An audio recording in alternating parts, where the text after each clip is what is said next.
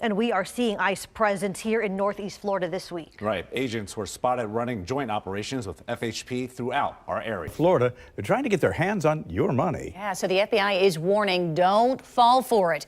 As News 4 Jax reporter Aaron Farrar tells us, these scammers are using threats. The bracelet was pink plastic, cheap, child-sized. A black marker number had bled into the surface from salt water and sweat.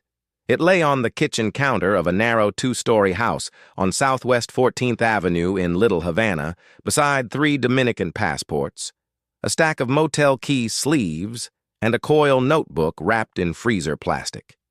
At 4:41 a.m. on August 22, 2025, the house was still quiet enough to hear a ceiling fan clicking above the dining room and a delivery truck downshifting somewhere on Calle Ocho.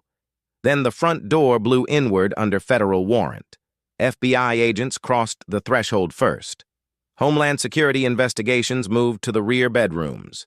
A third team went straight to the detached utility room after thermal imaging suggested more bodies inside than the lease allowed. In less than 90 seconds, and the property stopped looking like a family rental and started looking like a transfer node. 8 women, 4 minors, 2 locked phones charging in a laundry sink, sedatives in a cookie tin, a hand-drawn marina map marked with times, tide notes, and initials. In the pantry, behind bulk rice bags, agents found a false shelf containing $680,000 in vacuum-sealed cash and the notebook from the counter. The notebook broke the case open. Each page listed vessel names, fuel purchases, room rotations, guest loads, and payout percentages beside codes tied to charter companies, staffing firms, shipping brokers, and a Port Miami contractor. This was not a single stash house run by local smugglers. It was a logistics book for a trafficking corridor moving people through Miami the way freight gets moved through a port. And if the ledger was accurate, the house in Little Havana was only one node inside a network valued at $1.4 billion. The investigation had started 11 months earlier with a stop on water, not land. Just after midnight on September 18, 2024, a U.S. Coast Guard cutter intercepted a 40-foot sport fishing vessel drifting without running lights south of Key Biscayne. The captain, Julio Barredo, said he had engine trouble. The paperwork said he was returning from a private charter. The deck said otherwise. There were no rods rigged for fishing, no catch boxes in use, and no sleeping gear for the 12 passengers huddled below. 6 of them carried identical waterproof envelopes containing phone numbers for a hospitality office in Miami Springs. 2 wore colored plastic bracelets with matching numbers. One teenage girl from Haiti had seawater burns on her shoulders and could identify neither the boat's owner nor the island she had departed from. She kept repeating one phrase in Creole through an interpreter. They said Miami was not the end. That line stayed with agents. At first, the case looked like a maritime smuggling event. Then a parallel referral came in from Jackson Memorial Hospital after a 23-year-old Bahamian woman was treated for dehydration, bruising, and a sedative reaction. Her intake notes included the same bracelet number sequence found on the intercepted boat. She had been transported to the ER from a motel near the airport under a false housekeeping badge. That overlap forced a task force response. FBI Miami joined HSI, the Coast Guard Investigative Service, IRSCI, and CBP analysts. Phone records from the boat stop connected to ride-share trips between marinas in Coconut Grove, short-term rentals in Hialeah, and warehouse spaces west of the Miami River. Payment app histories showed money flowing through event planners, boat repair vendors, and labor subcontractors with no visible reason to be communicating at all. The first clue was maritime. The second was medical. Together they suggested a route system. And once investigators traced the bracelets back to a Shell hospitality agency in Doral, the question was no longer whether people were being smuggled into Miami. The question was who was receiving them on the other side. By late November, analysts had built the first full corridor board inside the FBI's Miami field office. Color pins ran from Nassau, Freeport, Cap Haitian, Santiago de Cuba, Turks and Caicos, a San Pedro de Macorís, and smaller transfer points across the northern Caribbean into marinas, warehouses, motels, apartment clusters, and labor dispatch offices across Miami-Dade County. 12 maritime routes had been exposed. Some used fishing charters, some used pleasure craft, some used cargo service lanes masked by legitimate manifests and late-night docking windows. Then the shell layer surfaced. 19 companies touched the same movement pattern: Blue Current Staffing, Mar Azul Excursions, Palmetto Event Solutions, Tidal Harbor Logistics, Eastgate Marine Fuel, Canary Guest Services, Valencia Import Brokers. On paper, they handled tourism, temp labor, charter management, fuel supply, and cargo paperwork. In practice, they performed intake, concealment, transport, housing, document fraud, and payment laundering. The money confirmed the scale. Treasury analysts reconstructed smuggling fees, downstream labor exploitation, debt enforcement, hotel billing, vessel ownership chains, and real estate purchases linked to the network. The total estimated operational value reached $1.4 billion. Not because that amount sat in one vault, but because seized ledgers, contracts, and forecast sheets showed a business model built for repetition and volume. Then came the betrayal layer. A marina operations supervisor was waiving after-hours docking anomalies. A freight broker in Medley was hiding human cargo movement inside reefer manifests and crew transfer paperwork. A county code inspector had ignored occupancy violations at 2 safe houses later found to contain bunk rooms and barred windows. Most damaging of all, a private port security contractor appeared in the ledger beside route codes and payout numbers, suggesting the network had bought visibility into when enforcement pressure was low and which access points were soft. The pattern kept widening. A Hialeah warehouse, originally believed to store restaurant equipment, turned out to be a relay node with shower stalls, burner phones, children's clothing, and laminated route cards. A Doral accounting suite handled debt ledgers and offshore transfers. A marina office in Coconut Grove carried printed tide tables and Caribbean weather overlays. This was no longer a smuggling case. It was a cartel-grade logistics enterprise embedded in the legal infrastructure of South Florida, protected by corrupted service providers and fed by maritime routes that treated people as timed cargo. The machinery of the network was disciplined. A boat would depart a Caribbean point under the cover of tourism, private charter, or inter-island transport. Passengers were stripped of documents before landfall. Bracelets replaced names. Upon arrival near Miami, they moved through one of several reception methods: direct offload into a marina van, transfer to a riverfront warehouse, temporary concealment in a motel room booked under airline layover credentials. If weather disrupted the coastal schedule, the network shifted to alternate docks or inland rendezvous sites. What looked like hospitality was actually sorting. Women targeted for sexual exploitation were routed through guest services fronts and short-term rentals in Little Havana, Hialeah, and North Miami. Men and teenage boys were pushed toward roofing crews, kitchen labor, auto body shops, and landscaping companies controlled by debt brokers. Children traveled under false kinship declarations until buyers, labor handlers, or coercive sponsors could receive them. Every person was converted into a category. Every category had a price. The maritime side was only the first half. Once on land, the network relied on vans, charter buses, and contractor trucks moving between 7 safe houses and relay apartments. Fuel purchases were staggered. Drivers rotated. Phones reset every 72 hours. Shell companies handled payroll, leases, catering invoices, and repair costs so that even basic necessities of captivity could be disguised as ordinary business expenses. A hidden room above a marine upholstery shop near the Miami River held satellite maps, boat repair receipts, and a whiteboard listing dock windows beside the names of islands. What looked like commerce was actually concealment. That is why Miami mattered. Ports, tourism, hospitality, warehousing, and migrant labor all existed at scale in the same city. The trafficking network did not hide outside those systems. It hid inside them, using their movement, noise, and administrative complexity as cover. At the center of the ring stood Esteban Varela, 49, a shipping consultant in public, and, according to prosecutors, the logistics brain of the corridor in private. Varela rarely touched victims directly. He handled route timing, boat acquisition, debt conversion, and enforcement avoidance. He thought in schedules. Below him sat Sofia Menendez, 42, owner of Canary Guest Services, a hospitality shell that arranged airport pickups, cleaning crews, and temporary housing support.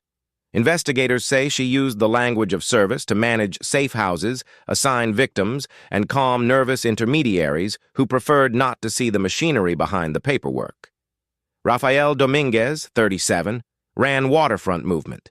He controlled marina arrivals, fuel slips, and vessel turnover through Mar Azul excursions. If a dock needed clearing, Dominguez knew which guard to pay and which boat registration to rotate. Then there was Daniel Price, 45, a licensed accountant in Doral, whose office processed offshore invoices, layered labor payments, and disguised extortion as reimbursement. Price did for money what Varela did for people. He kept it moving. Around them operated captains, recruiters, motel managers, drivers, debt enforcers, and 2 port-linked insiders. But the core was small, professional, and organized. Not chaos, not street-level improvisation, a trafficking command chain built to look like business. Operation Tidebreak began at 4:18 a.m. on August 22, 2025, from command posts in Miami, Doral, and Homestead. FBI Miami ran the takedown with HSI, Coast Guard Investigative Service, IRSCI, CBP Air and Marine Support, and local partners compartmented to prevent leaks. The synchronized raid window covered 7 safe houses, 3 marinas, 2 warehouse properties, 4 shell offices, and several residences tied to core operators. The first wave targeted movement. At 4:26, Marine interdiction teams sealed 2 docking points along the Miami River and 1 marina in Coconut Grove. At 4:31, digital exploitation agents entered Daniel Price's accounting suite in Doral and imaged servers before any remote wipe could trigger. At 4:35, a Treasury served freeze actions on 24 financial accounts tied to Shell payroll, vessel purchases, and offshore intermediaries. By 4:38, surveillance teams watching a Hialeah truck yard stopped a refrigerated box truck carrying 6 victims hidden behind produce crates and false contractor paperwork. Then the house teams moved. Little Havana at 4:41, Hialeah at 4:44, Alapata at 4:47, North Miami at 4:50, Miami Springs at 4:52. 2 more properties near Westchester and Flagami within minutes after. Victim specialists entered behind the stacks. Some doors opened to bunk rooms and plastic bracelets. Others opened to locked closets, sedatives, forged IDs, and handwritten debt sheets. At a duplex in Hialeah, agents found 3 teenage girls who had been told they were waiting for restaurant jobs in Orlando. At a riverfront warehouse, and they found stacked life vests, children's backpacks, and a room of dry erase boards tracking arrivals by color code instead of name. That should have been the operational payoff. It was not. At 5:03, agents working Price's live messaging feeds intercepted an emergency reroute order directing 2 boat crews to divert toward a private dock south of Cutler Bay and a secondary handoff near Islamorada. Coast Guard assets already in motion shifted immediately. 1 vessel was stopped before dawn.